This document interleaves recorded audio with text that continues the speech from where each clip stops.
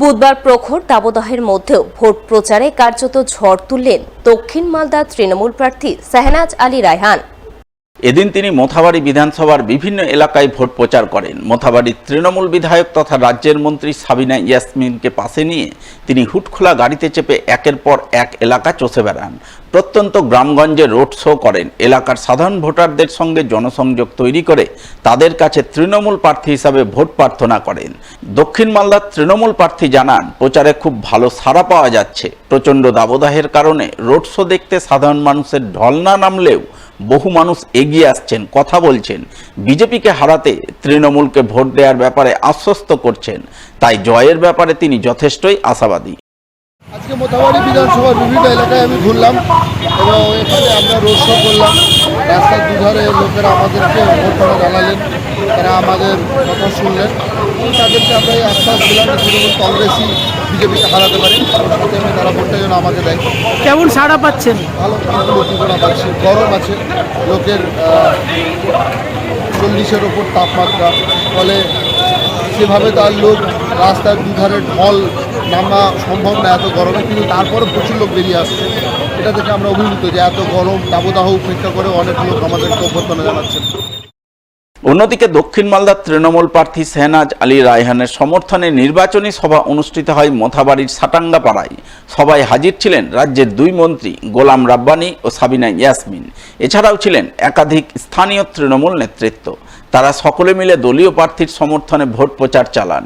প্রচার শেষে এক যোগদান কর্মসূচির আয়োজন করা হয়। সেখানে আইএসএফ এবং কংগ্রেস ছেড়ে বেশ কিছু কর্মী তৃণমূলে যোগদান করেন। যোগদানকারীদের হাতে দলীয় পতাকা তুলে দেন রাজ্যের দুই মন্ত্রী।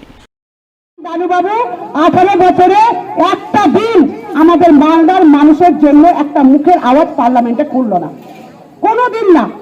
একটা দিন বললো না যে আমার মালদার মানুষ এই অবস্থায় আছে, মালদার মানুষের জন্য এটা করতে হবে। একদিনও পার্লামেন্টে মুখ খুলেনি। তার মানে কি? ক্লাসের লাস্ট বেঞ্চের ছাত্র। আর শাহনাজ আলী রায়হান খুব শিক্ষিত ছেলে, ভালো ছেলে, আপনাদের পরিবারের ছেলে, আমাদের ব্লকের ছেলে, আমার বিধানসভার ছেলে, সাধারণ ঘরের পরিবার।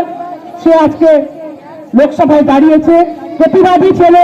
এনআরসির বিরুদ্ধে লন্ডনে সে আওয়াজ তুলেছে এবং অন্যায়ের বিরুদ্ধে প্রতিবাদ করে। আজকে যদি শাহনাজকে আপনারা জেতান, তাহলে কমপক্ষে আমাদের উপরে যারা আঙুল তুলবে, শাহনাজ তার আঙুলের প্রকৃত জবাব দিয়ে পার্লামেন্টে ছাড়বে। এটা আপনাদেরকে বলে দিলাম, প্রকৃত জবাব দিয়ে আসবে। সে চুপ করে বসে থাকবে না, সে পার্লামেন্টে গিয়ে ঘুমাবে না, সে মালদার মানুষের আওয়াজ হয়ে পার্লামেন্টে ধাক্কা দিবে এবং আমাদের জন্য লড়াই করবে। এটা আপনাদেরকে আমি ভরসা দিচ্ছি। এদিকে দক্ষিণ মালদার তৃণমূল প্রার্থী শাহনাজ আলী রায়হানের জয় প্রার্থনা করে এদিন মালদার ঐতিহ্যবাহী জহুরাতলা কালীমাতার মন্দিরে পুজো দিলেন ইংরেজবাজার শহর মহিলা তৃণমূলের সদস্যরা। তারা দল বেঁধে জহুরাতলা মাতার মন্দিরে যান। তৃণমূল প্রার্থীর নামে মায়ের কাছে ভোগ নিবেদন করেন এবং তার জয় প্রার্থনা করে পুজো দিয়ে দলনেত্রীর নামে জোর স্লোগান দেন। উপস্থিত ছিলেন ইংরেজবাজার শহর মহিলা তৃণমূলের সভানেত্রী অর্পিতা চ্যাটার্জি সহ অন্যান্যরা। মায়ের কাছে আমরা চাইলাম যে আমাদের যে দক্ষিণে প্রার্থী আছেন শাহনাজ আলী রায়হান, ওনার আশীর্বাদ নিলাম এবং ওনার সম্বন্ধে ঠাকুরের কাছে বললাম যে এবার প্রার্থী নিয়েছে, তিনি আমরা বিপুল ভোটে জয় করলেন। আমরা আজকে জহরাতলা মন্দিরে এসেছি পুজো দিতে। প্রথমে আমরা সবাই এসেছিলাম আমাদের তৃণমূল পার্টি অফিসে, ওখানে সমস্ত আমাদের টাউনের মহিলারা এসে হাজির হয়েছিলাম। ওখান থেকে আমরা ভোট করে জহরাতলায় মায়ের কাছে পুজো দিতে। মমতা ব্যানার্জি গত 12 বছর ধরে রাজ্যের সংখ্যালঘুদের নিয়ে চুকিতকিত খেলছেন। বুধবার মালদার মানিকচকে বিজেপির সংখ্যালঘু মোর্চার নির্বাচনী সভায় অংশ নিয়ে এমনটাই অভিযোগ করলেন বিজেপির রাজ্য সংখ্যালঘু মোর্চার সভাপতি চার্লস নন্দী।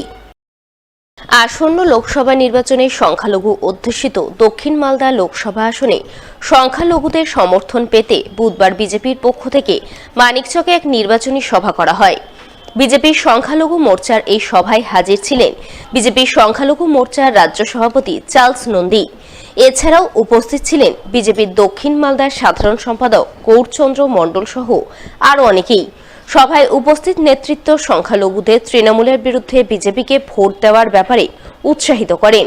সভা শেষে বিজেপি সংখ্যালঘু মোর্চার রাজ্য সভাপতি অভিযোগ করে বলেন, এলাকার মানুষের সঙ্গে বসে একটি আলোচনা সভা, যে আলোচনা সভায় আমরা বোঝাতে চেষ্টা করেছি যে বিজেপিকে আমরা কেন ভোট দেবো, কেন আমরা তৃণমূলকে ভোট দেবো।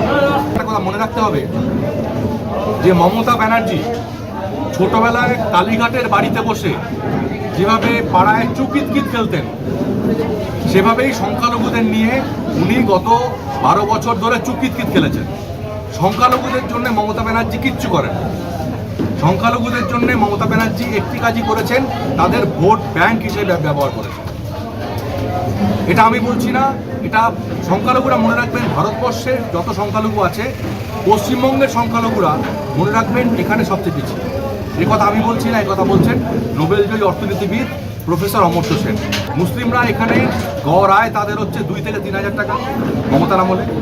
তাদের বাসস্থান নেই, তারা শিক্ষায় পিছিয়ে, তাদের থাকার জায়গা নেই।